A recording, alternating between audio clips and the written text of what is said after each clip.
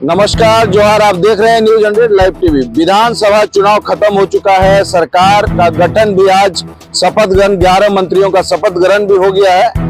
और दूसरी तरफ आप देख पा रहे हैं पुराने विधानसभा के पास में दफादार चौकीदार फिर अपनी मांग को लेकर आज बैठक किए हैं और विचार विमर्श किया गया है कि इस बैठक के बाद अब किस तरह से रणनीति बनाया जाए, क्योंकि सरकार तो बन गई है लेकिन दफादार चौकीदार को लेकर किसी भी तरह का कोई अभी तक चर्चा विचार समझ में नहीं आ पा रहा है। सरकार इसको लेकर क्या विचार करेगी, एक संशय बना हुआ है और इसको लेकर आज बैठक हुई है। क्या बातें हुई, हम लोग सीधा इनसे जुड़ेंगे, इनसे बात करेंगे। हम लोग झारखंड राज्य दफादार चौकीदार पंचायत की आज बैठक थी यहाँ मैदान में, विधानसभा पुराना विधानसभा के बगल में। तो आज हम लोग सबसे पहले झारखंड के नवनिर्वाचित माननीय मुख्यमंत्री श्री हेमंत सोरेन जी और जो आज मंत्री परिषद के सदस्य बने हैं, शपथ लिए हैं, सबको हम लोग हार्दिक शुभकामनाएं दिए हैं, बधाई दिए हैं और उम्मीद किए हैं कि जो नई सरकार बनी है इस सरकार में चौकीदार दफादारों की जो समस्या है और झारखंड में चौकीदारी व्यवस्था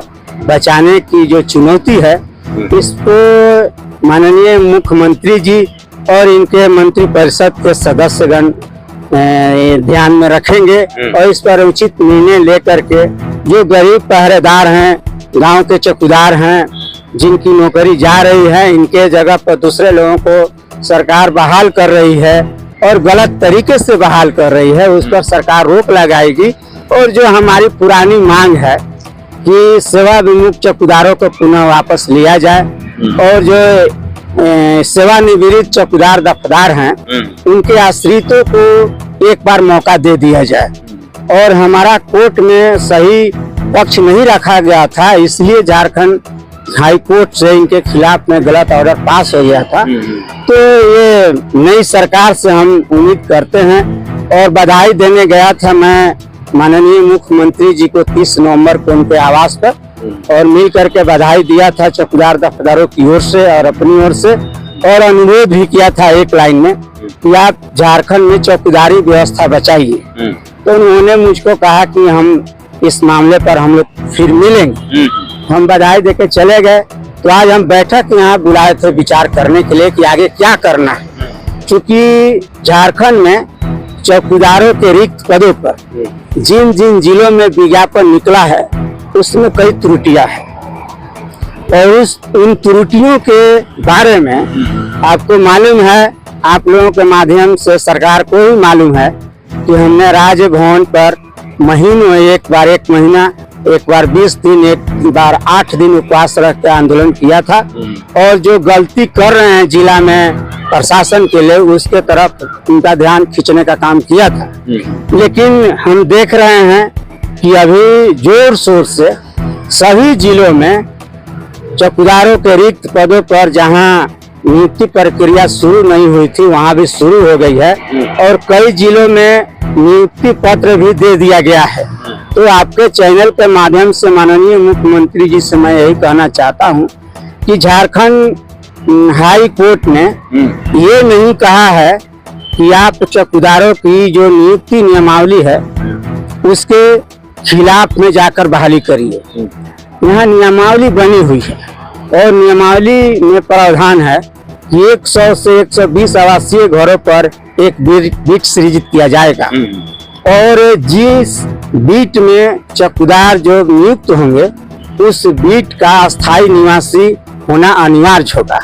तो हम मैसेज ऐसा मिल रहा है कि बीट सृजित हुआ नहीं और जिस बीट में नियुक्ति पत्र दिया गया है उस बीट का स्थायी निवासी भी वो लोग नहीं है जिनको नियुक्ति पत्र मिला है और एक बीट में एक चौकीदार नियुक्त होते हैं। और यहाँ ये मैसेज मिला है कि एक बीट में 3 से लेकर 4 तक, कहीं 5 तक लोगों को नियुक्ति पत्र सरकार दी है, डीसी लोग दिए। तो हम आपके चैनल के माध्यम से गृह विभाग से हम जानना चाहते हैं कि आपने बीट सृजित किया नहीं और एक बीट खाली है तो आप एक चौकीदार न बहाल करेंगे और उसी बीट का होना चाहिए।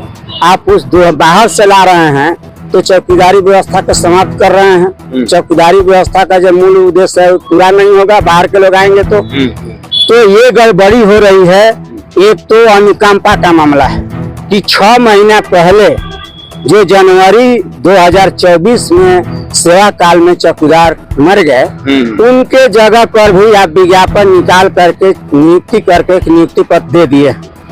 जब हम आंदोलन किए तो इसमें कुछ सुधार भी हुआ था। जैसे हजारीबाग जिला में जो अनुकंपा का पद था उस पर लोग बहाल किए जो अनुकंपा के दावेदार थे। रांची जिला में जो अनुकंपा का पद था उसको विज्ञापन में सुरक्षित रख लिया गया है। पाकुड़ जिला में भी विज्ञापन निकाला गया था अनुकंपा के पद पर, उसको भी छांट करके कुछ अलग किए हैं, ये सूचना मिली है। लेकिन जहां आप बहाली कर दिए और जो अनुकंपा का दावेदार है उसके साथ अन्याय होगा, तो इस अन्याय को दूर करे सरकार। हम तो चाहते हैं कि चौकीदारों का बीट बढ़े और विधि व्यवस्था गांव की और मजबूत हो।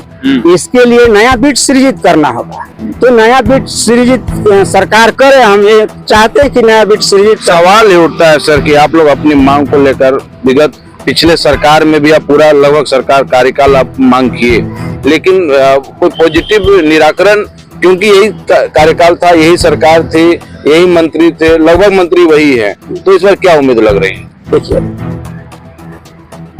जो लोग भी आंदोलन किए थे इस प्रदेश में राज्य स्तर पर, सबका कुछ ना कुछ हुआ है, ये सच्चाई है। लेकिन आपका नहीं हुआ। लेकिन चौकीदार दफदार का नहीं हुआ। तो ये जो नई सरकार बनी है, अब इसमें बहाना नहीं चलेगा कि कोरोना आ गया था और समय नहीं मिला, हमको लोग परेशान किए। अब आपको पूरा समय मिला है, इसमें गरीबों का कल्याण कर दीजिए। ये न्याय का आंदोलन है। तो आप लोग मानते हैं कि सरकार का जो पिछला कार्यकाल रहा उसमें उनको समय नहीं मिला? जी जी, इस बात को हम लोग स्वीकार करते हैं कि उनकी परेशानी बढ़ी थी, लेकिन ये जो मौजूदा सरकार अभी चल रही है इसमें अभी शुरुआत है। हम अभी माननीय मुख्यमंत्री जी से यही आपके माध्यम से कहना चाहते हैं कि जो भी माननीय सदस्य विधानसभा के निर्वाचित होकर के आए हैं और जो माननीय मंत्री पद का शपथ लिए हैं माननीय विधायक लोग, तो ये जो सत्र बुला रहे हैं, जो भी प्रक्रिया है पूरा कर लें। इसके बाद हम चाहते हैं कि माननीय मुख्यमंत्री जी और उनके विभागीय सचिव बैठे, हम लोग भी प्रतिनिधि मंडल बैठेंगे और बैठ करके कोई निराकरण निकाले ताकि गरीबों का कल्याण हो सके। क्योंकि इनके साथ अन्याय हुआ, 5 साल 6 साल सरकारी नौकरी किया, उसका पैसा कटा हुआ सरकार के खजाना में बंद है, वो दर पे ठोकर खा रहे हैं और उनका काम नहीं कर रहे हैं। 60 से 70% एक बार मौका मिल गया है, जो बचे हुए हैं उनको मौका नहीं मिलेगा, तो उनके साथ अन्याय होगा। रणनीति क्या बन रही है? सवाल ये उठता है कि जब आप लोग इतने दिन से मांग कर रहे हैं, मांग में कोई पहल नहीं हो रही है, अभी आज बैठक हो, से रणनीति क्या बना रहे हैं आप लोग, क्या करेंगे आगे? हम लोग रणनीति यही बनाए हैं कि जहां जहां विज्ञापन निकला है इस प्रदेश में, लगभग अपवाद को छोड़कर सभी जिलों के साथियों ने इस विज्ञापन को चैलेंज किया है। इस आधार पर चैलेंज किया है कि आरक्षण रोस्टर शून्य कर दिया गया है किसी समाज का, अनुकंपा के आधार पर ही नियुक्ति कर दी गई है और बीट के लोगों को नियुक्ति नहीं की जा रही है, बाहर से लोग लाके नियुक्ति कर रहे हैं। जो दौड़ में आ जा रहे हैं, इंटरव्यू में आ जा रहे हैं, उनको भी छांट दिया जा रहा है।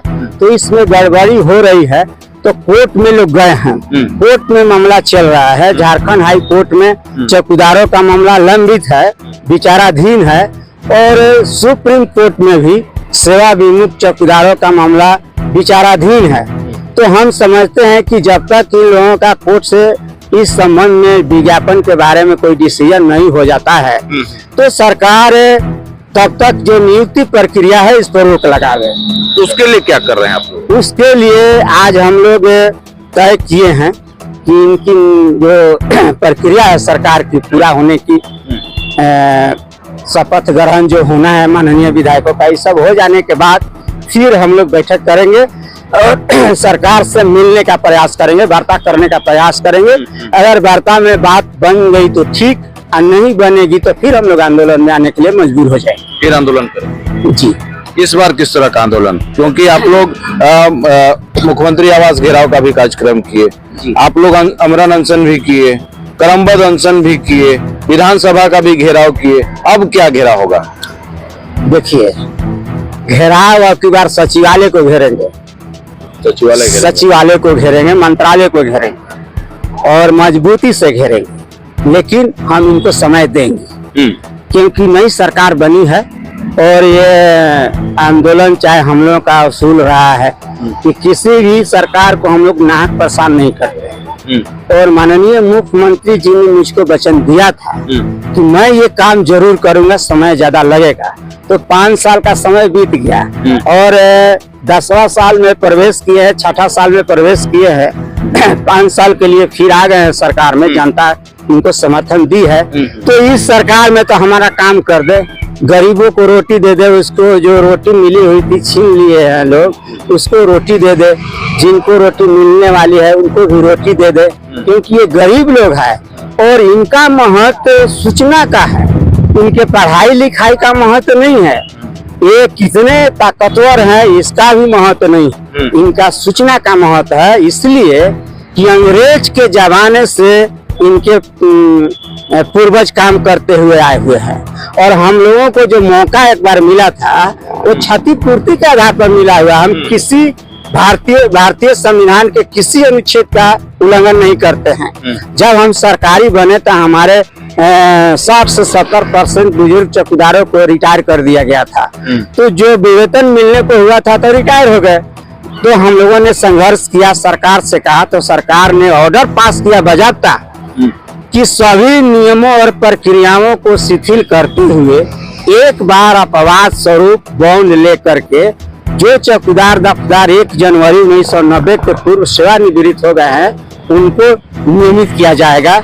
और इसके बाद नियुक्ति के बारे में आदेश गया कि जो चौकीदार दफ्तार 1 जनवरी 1990 के बाद सेवानिवृत्त होंगे उनके एक नामित आश्रित एक बार अपवाद स्वरूप बॉन्ड लेकर के नियुक्त किए जाएंगे, बार बार नहीं नियुक्त होंगे। लेकिन तो अवैध बताया जा रहा है, जो आदेश निकला उसमें अवैध नियुक्ति के बारे में बोला गया। इसलिए हुआ कि जब जगतानंद महतो का केस चल रहा था माननीय झारखंड उच्च न्यायालय में, तो उस समय उनका अनुरोध था कि अमुक चौकीदार रिटायर हुए तो हमारा उनके आश्रित नियुक्त कर लिए गए, और जब मेरी बारी आ रही है तो रोक लगा दी है सरकार कि हमारे आश्रित को ही नियुक्त करने का आदेश दिया जाए। उनका आवेदन गलत था, वो रिटायर नहीं हुए थे, कार्यरत थे, फिर भी अपने आश्रित के लिए मांगे थे, उनका आवेदन गलत था, तो उनका आवेदन रद्द कर दिया गया कोर्ट द्वारा और उस आवेदन को PIL में जनहित याचिका में तब्दील करके सुनवाई की गई थी और उसमें पटिशनर के तरफ से कोई बहस करने वाला नहीं था।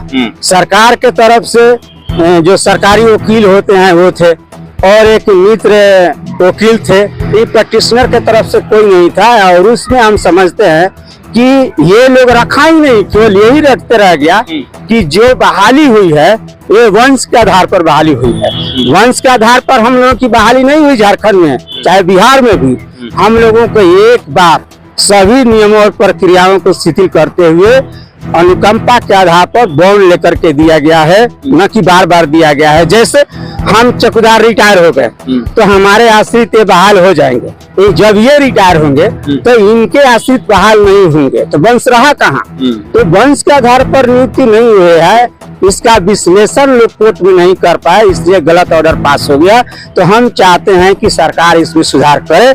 सरकार इसलिए सुधार करे कि किसी भी कोर्ट को भारतीय संविधान के तहत, चाहे लोअर कोर्ट हो चाहे हायर कोर्ट हो, किसी को कानून बनाने का अधिकार नहीं है। कानून सरकार बनाती है, कानून विधानमंडल में बनते हैं, संसद में बनते हैं। जब हजारों लोग इससे प्रभावित हो रहे हैं, गरीब लोग खास करके, और वैसे लोग जिसमें अधिकांश 95% आदिवासी हैं, अनुसूचित जाति के हैं, जनजाति के हैं, पिछड़े वर्ग के हैं, अल्पसंख्यक वर्ग के हैं, तो उनकी रक्षा होनी चाहिए। एक आदमी का मामला नहीं, एक आदमी का मामला के लिए हम आंदोलन में नहीं आते, हम हजारों लोगों को न्याय दिलाने के लिए आते हैं। तो वहाँ जो हमारा पक्ष नहीं रखा गया, हमारे साथ अन्याय हुआ, अवैध हमारी नियुक्ति को बताया गया, लेकिन कोई भी कोर्ट ये नहीं कहा कि इनको डिसमिस कर दीजिए। ये लोग डिसमिस शब्द का इस्तेमाल किया। मतलब आप लोग मानते हैं कि अभी भी आपका जो प्रोसेस है वो अभी भी मतलब दबाया गया है? बिल्कुल दबाया गया है। और माननीय मुख्यमंत्री जी से हम यही कहना चाहते हैं कि ये गरीब लोग हैं, इनका काम कर दीजिए और ये इनके बच्चों की पढ़ाई लिखाई छूट गई है और काम भी नहीं मिल रहा है। 5 साल 6 साल नौकरी किया और उनको कोई रखने वाला भी नहीं है, ये क्या करेंगे? तो आप हमारे लिए नियम बना दीजिए, जो नियमावली है उसमें संशोधन करके हमको एक बार मौका दे दीजिए। जो सेवानिवृत्त हुए हैं उनको एक बार आप रख लीजिए, वापस कर लीजिए और नए लोगों को बहाल करना है तो आप बिट सृजित करिए। मुझको याद है झारखंड सरकार से गया था ऑर्डर सभी डीसी के पास कि जितने एक बीट में जो चौकीदार हैं उसमें और कितने चौकीदार हो सकते हैं, तो कहीं से 2 3 4 लोग करके दिया, कितने चौकीदार की जरूरत है। लेकिन क्या इसका कैबिनेट से पद और बल स्वीकृत हुआ? जो एक बीट के अलावा नियुक्ति पत्र दे रहे हैं उनके लिए पद और बीट कैबिनेट से स्वीकृत हुआ है? जहां तक मुझको जानकारी है ये नहीं हुआ है और नहीं हुआ है तो नियुक्ति अवैध लोग कर रहे हैं और कहां से वेतन देंगे? जब पद स्वीकृत नहीं हुआ, बल स्वीकृत नहीं हुआ तो वेतन कहां से देंगे? ये डीसी लोगों से पूछना चाहिए माननीय मुख्यमंत्री जी को और इस पर जांच बैठाना चाहिए। बहुत अच्छा है। आप सुन रहे हैं कि दफादार चौकीदार जो है अपनी मांग को लेकर आज बैठक किए थे और कई रणनीतियां बनाई गई है। रणनीति ये बना है कि दफादार चौकीदार जो है अभी सरकार से मिलकर अपनी बात को फिर से रखने का प्रयास करेंगे और अगर बात सफलतापूर्वक नहीं बन पाती है तो ऐसी स्थिति में दफादार चौकीदार फिर से आंदोलन पर उतरने वाले हैं और इस बार मंत्रालय घेरने की भी बात दफादार चौकीदार की तरफ से कही जा रही है। इसी तरह खबर देखिए, हमारे साथ बने रहे। धन्यवाद।